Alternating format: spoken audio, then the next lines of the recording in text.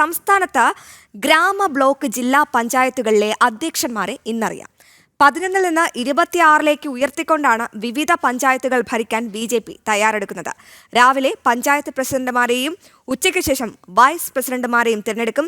വിമതന്മാരുടെ നിലപാട് നിർണായകമാണ്. BJP ഒറ്റകക്ഷിയായ പലയിടത്തും അട്ടിമറി നീക്കത്തിനൊരുങ്ങുകയാണ് ഇടത് വലത് മുന്നണികൾ. വിവരങ്ങളുമായി തലസ്ഥാനത്ത് നിന്നും വിനീഷ് ചേരുന്നുണ്ട്. വിനീഷ്, ഇന്ന് ജനാധിപത്യത്തിന്റെ ഒരു സുവർണ നിമിഷമാണെന്ന് തന്നെ പറയാം.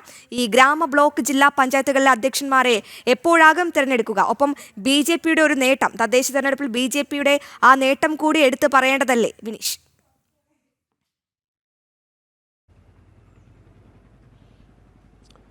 തീർച്ചയായിട്ടും അശ്വതി, തദ്ദേശ സ്വയംഭരണ തെരഞ്ഞെടുപ്പിൽ വലിയ നേട്ടം തന്നെയാണ് BJP കാഴ്ചവെച്ചത്. അത് നമുക്ക് കണക്കുകൾ പരിശോധിക്കുമ്പോൾ തന്നെ വ്യക്തമാകുന്നുണ്ട്. കഴിഞ്ഞ തവണ 11 BJPക്ക് ഭരണം സംസ്ഥാനത്തുടനീളം ഉണ്ടായിരുന്നുവെങ്കിൽ, പ്രത്യേകിച്ച് പഞ്ചായത്ത് തലത്തിൽ, അത് മാറി 26 സ്ഥലത്തിൽ കൃത്യമായ കേവല ഭൂരിപക്ഷത്തിലേക്ക് BJP എത്തുന്ന ഒരു സാഹചര്യമുണ്ട്. മറ്റ് നിരവധി സ്ഥലങ്ങളിൽ, നിരവധി പഞ്ചായത്തുകളിൽ BJP ഏറ്റവും വലിയ ഒറ്റകക്ഷിയായി നിൽക്കുന്ന നിരവധി പഞ്ചായത്തുകൾ സംസ്ഥാനത്ത് നമുക്ക് കാണാൻ സാധിക്കുന്നുണ്ട്.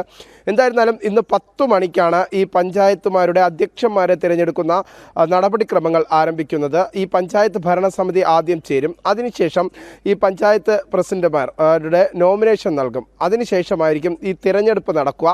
എന്തായിരുന്നാലും അതാത് ജില്ലകളിലെ ഭരണാധികാരികൾ, പഞ്ചായത്തിൻ്റെ ഭരണാധികാരികളൊക്കെയാണ് ഈ തെരഞ്ഞെടുപ്പിന്, അധ്യക്ഷന്മാരെ തിരഞ്ഞെടുക്കാനുള്ള തെരഞ്ഞെടുപ്പിന് മേൽനോട്ടം നൽകുന്നത്. ഒപ്പം തന്നെ ഉച്ചയ്ക്ക് ശേഷമായിരിക്കും വൈസ് പ്രസിഡന്റുമാരുടെ അല്ലെങ്കിൽ ഉപാധ്യക്ഷന്മാരുടെ തീരുമാനം കൈക്കൊള്ളുക. അതും ഉച്ചയ്ക്ക് ശേഷമാണ് അതിൻ്റെ തിരഞ്ഞെടുപ്പ് നടക്കുക. എന്തായിരുന്നാലും നിലവിലെ സാഹചര്യത്തിൽ തിരുവനന്തപുരം ജില്ലയെ സംബന്ധിച്ചിടത്തോളം വലിയ മുന്നേറ്റം തന്നെയാണ് BJP തിരുവനന്തപുരം റവന്യൂ ജില്ലയിൽ പൂർണ്ണമായി നടത്തിയിരിക്കുന്നത് എന്ന കാര്യത്തിൽ സംശയമില്ല.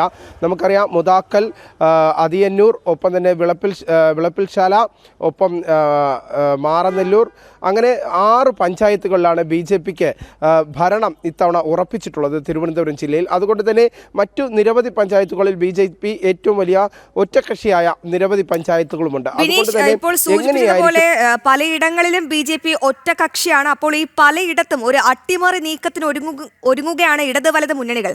അതിനെ എങ്ങനെയാണ് നോക്കിക്കാണുന്നത്?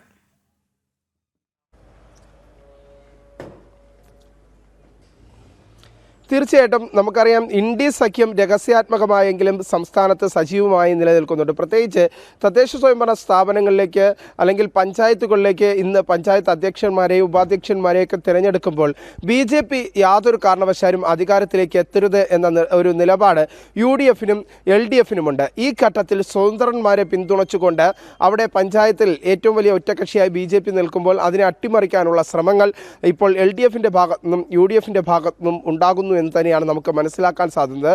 അതേസമയം തന്നെ ഈ നിയമസഭാ തെരഞ്ഞെടുപ്പ് അടുത്തിരിക്കുന്ന സാഹചര്യത്തിൽ സ്വതന്ത്രന്മാരെ മാത്രം പിന്തുണയ്ക്കുക, അല്ലെങ്കിൽ LDFും UDFും ഒരേ പിന്തുണ നൽകിക്കൊണ്ട് അല്ലെങ്കിൽ ഒരു അധ്യക്ഷനെ തിരഞ്ഞെടുപ്പിക്കുന്ന തീരുമാനത്തിലേക്ക് പോകണ്ട എന്നതാണ് LDFൻ്റെയും UDFൻ്റെയും ഈ നിയമസഭാ തെരഞ്ഞെടുപ്പ് അടുത്തിരിക്കുന്ന സാഹചര്യത്തിലുള്ള നിലപാട്.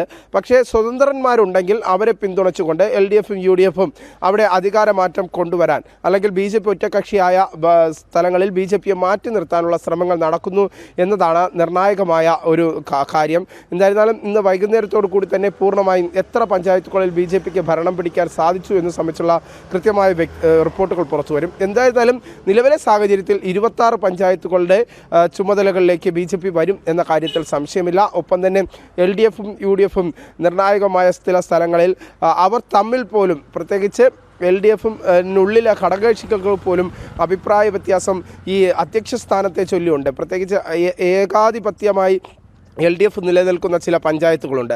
അവിടെയൊക്കെ ഈ ഘടകകക്ഷികൾക്കുള്ളിൽ പോലും ആരാണ് അധ്യക്ഷനാകേണ്ടത് എന്ന അഭിപ്രായ വ്യത്യാസം ചില സ്ഥലങ്ങളിലെങ്കിലും LDFന് ഊരാക്കുടുക്കായി വന്നിട്ടുണ്ട്. ആ സമാനമായ സാഹചര്യം UDFനും നിലനിൽക്കുന്നുണ്ട്. പ്രത്യേകിച്ച് മുസ്ലിം ലീഗ്, മലപ്പുറം, കോഴിക്കോട് ജില്ലകളിലൊക്കെ മുസ്ലിം ലീഗിൻ്റെ അപ്രാതിനിധ്യമാണുള്ളത്. ആ സ്ഥലങ്ങളിലൊക്കെ തന്നെ നമുക്ക് മനസ്സിലാക്കാൻ സാധിക്കുന്നത് അവിടെയൊക്കെ അധ്യക്ഷ സ്ഥാനത്തിന് ഏറ്റവും കൂടുതൽ അല്ലെങ്കിൽ ഏറ്റവും കൂടുതൽ ആവശ്യം ഉന്നയിക്കുന്നത് ലീഗാണ്. അപ്പോൾ ലീഗിനെ പരിഗണിച്ച് കോൺഗ്രസിന് മുന്നോട്ട് പോകാൻ സാധിക്കുകയുള്ളൂ. ആ സ്ഥലങ്ങളിലും അത്തരത്തിലുള്ള പ്രശ്നങ്ങളൊക്കെ നിലനിൽക്കുന്നുണ്ട്.